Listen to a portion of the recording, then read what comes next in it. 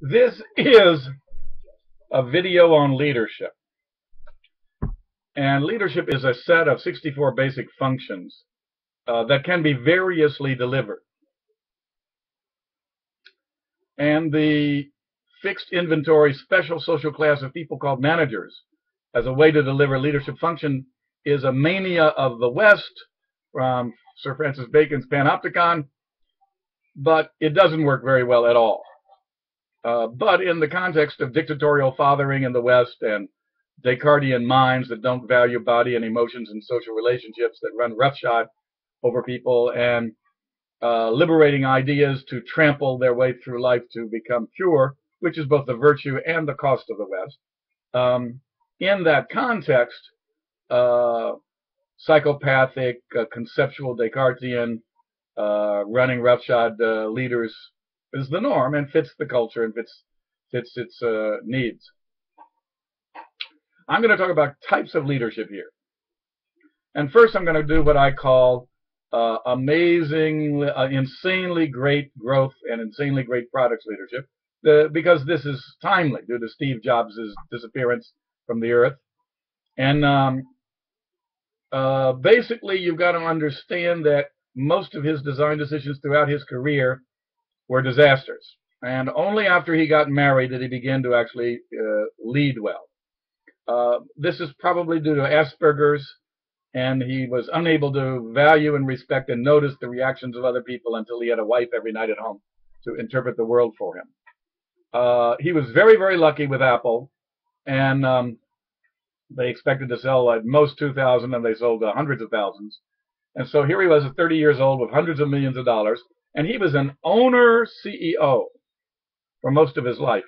That's extraordinarily more authoritative position than most CEOs. And it means a huge set of stakeholders he didn't have to report to most of his life. Even so, he failed at Apple, and he failed at Next, and he failed at Pixar until he got married. And what he did was he used the culture of design to overrule the culture of engineers and the culture of MBAs. Now, overruling the culture of MBAs was done for him by being a Californian living in California. California is the anti-East Coast, anti-monkey hierarchy, anti-Harvard psychopath part of the nation. And they've made 8 times more contribution to GDP than Harvard has, via having a more trusting, less lawyered, less hierarchical, less monkey-like culture and faculty.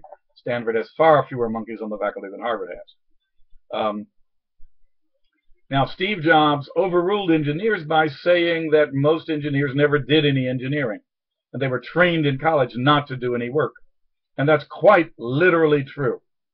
They are so much input of equations and formulas with one silly little one-year project course is get your hands dirty. You don't get your hands dirty in a one-year toy production course. Simulated reality really doesn't cut it very well. Internships of the German sort cut it very well. But simulated making of something to audiences who don't pay for it and don't care about whether it's good or not, that's training in bad habits, not good habits. Jobs overruled engineers, and he said, I want you to find out the maximum that can currently be done with this new development or new material or new technology. And I'm not going to accept sort of maybe what's the first cut we can get done with it. I want to know the best that can be done with it. And he drove engineers to do engineering and overcome their own engineering education, which taught them to not work. The same with MBA managers. He hired an MBA, and it got thrown out immediately, and the company died. The company killed him, and the MBA killed him and the company at the same time. You play with a disease, you get sick. And so that should have taught him, but he was such a fool that he trusted the expertise of the psychopath sort, and look where it got it. Fortunately, other people in California for 100 years have been smarter than that, and Stanford developed a form of MBA that's not psychopathic, and they don't select class presidents who are manipulative psychopaths for the most part in high schools. And they actually have actual human beings in the students at Stanford. Not a lot, but a few. And the faculty is about half psychopath and half non-psychopath at Stanford, which is far better than Harvard's rate of 99% psychopaths. Ideal leadership. This is different than Jobs by far.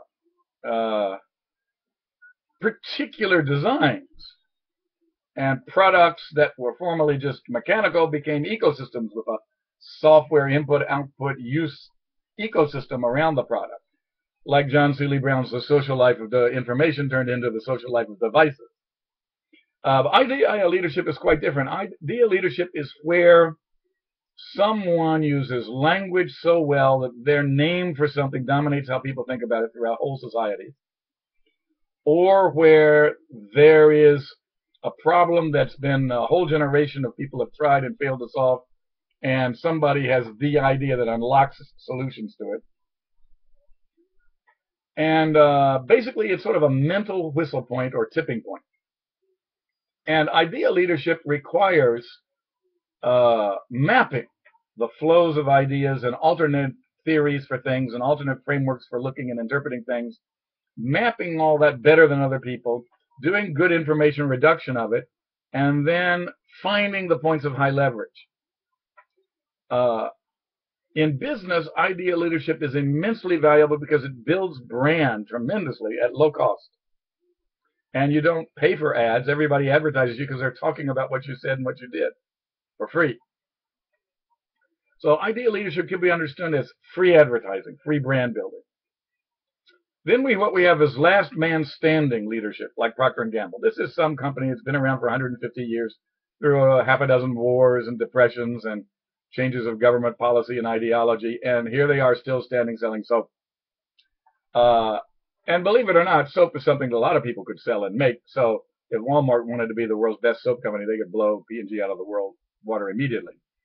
And there's something that makes Walmart not be able to do that, and that's last man standing leadership. Last man standing leadership means that, interestingly, you don't really have to do much about your product. It's such an essential, but you have to update all of your systems and approaches and methods constantly by what's best practice around the world and evolving around the world. And that means at times you have to do really dramatic, big steps fast. That is, Japanese competitors are coming into the North American market. You have to integrate your computer systems with your biggest retail customers before some Japanese person does that. And you can't wait until they're proposing to do that. Then it's too late. You've got to do it before there's any way to justify to your board of directors or your stakeholders that it was worth the money and the effort. You have to do it to prevent stuff, and you can't wait until you've got proof that it really had to be done in order to do it. And you see, that's the kind of leadership. There's so little of that. So little of that. And that kind of leadership never comes from the top. Never. It always comes from the middle, using the top for long-range purposes, because the middle are worried about their jobs in the future and their income stream and their pension. And the leaders, as we know, are psychopaths and not worried about anything except stealing as much as they can, as fast as they can, from all the suckers below them. Margins leadership. Margins leadership, this is taking resources from unmeasured parts of your business, investing them in measured parts of your business, putting on a show for Wall Street and investors, selling the business that looks wonderful, that results, and then paying 1,000 managers $1 million a year, making them all wealthy, and so they love you and become a fan club for you the rest of your life. Jack Welch recognized that the conglomerate General Electric was filled with bad companies that they needed to get rid of, turkeys, and bad companies that they could fix and sell at a profit, and the good companies that they could use to make the money to play with the other two parts, to get rid of the bad parts and then to fix up the fixable parts. And that they were essentially a bank being taxed at non-bank, much lower rates than a bank. So he managed the company as a bank at half the taxes that a bank pays, and became an extraordinarily profitable bank and made 1,000 managers rich doing so, and created a permanent fan club for himself. But that's a limited story. That's what we call margins leadership, where you put on a margins show, and anybody can always do it. All you have to do is list all the unmeasured aspects of the business and its resources, and all the measured ones, and the measures particular stakeholders want, and take all the resources from the unmeasured parts and throw them into the parts that are being measured. It's really that simple. You have to be a really nasty, ruthless person to do that and ruin tens of thousands of people's careers and jobs. But if you do it, you'll make 1,000 top managers who are your partners, the super rich, and there'll be a fan club. And so 30 years after you retire, you'll still have this idiotic ego monkey mania on TV, making a fool of yourself, thinking that it makes you look smart and powerful, when actually it just makes everybody laugh at this poor little insecure monkey wants everybody to praise him still at the age of 80, praise him still at the age of 85, praise him still at the age of 90. He's so certain that he's worthless that the only way he can go through a normal day is to have a million people tell him how great he is. And it's sort of like Jesus. You got to praise him every day. Everybody has to praise Jesus every day, or else Jesus feels bad. Some sort of, image problem deep inside. Image leadership. This is people who surf as a leader. They surf waves of attention. And they are visible. They're there. I think Branson is the best example of this. And again, it's a matter of thinking up ways to get free advertising, and that are groovy, and that fit the image of the product you're trying to sell. Now, Branson was constantly the newcomer, breaking in at a lower, cheaper price point his entire career. Lower, cheaper price point, breaking in. And he couldn't afford advertising, and so he tried to find events and crazinesses to build a brand image of grooviness and for free, get free advertising and media coverage. This is image leadership. It's a kind of surfing waves of attention that you generate with feats that you do. Then we have product ecosystem leadership. And these are the sort of anonymous, boring CEOs that I like the best, who manage a set of interlocking industries and pull out the best parts of each industry in their supply chain and their customer chain, and build social and emotional and cognitive and computer and event, the weavings that bring them together into really expertly done processes. And just this Csikszentmihalyi's flow of this ecstasy of operating slightly beyond your current capabilities, and this feeling of excellent execution that they generate around them. I really like these guys. They're boring, and they tend to be CEOs of 5 or 6 Fortune 500 companies instead of 1 or 2. And they really work that weave and those processes, and they really ask around and investigate and tweak everything to get excellence out of a process. And they're very unlike the others. They're not the jobs guy with the insanely great growth in leadership. They're not the idea leadership guy with this mind that leads everybody else in the market. They're not the last man standing, hanging around for 140 years guy. They're not the make your margins by scarfing stuff from unmeasured parts of the business and investing them in measured parts. They're not the image guy. No, these are the product ecosystem guys, the guys that spot the ecosystem and weave the ecosystem components into excellence. They're just fun to eat lunch with, and they just, they really produce hundreds of kinds of excellence a year. And they just, it's like an artist. That's why I like them. It's like talking to an artist, a business artist. Then we have the name, shape, leadership emerging from others.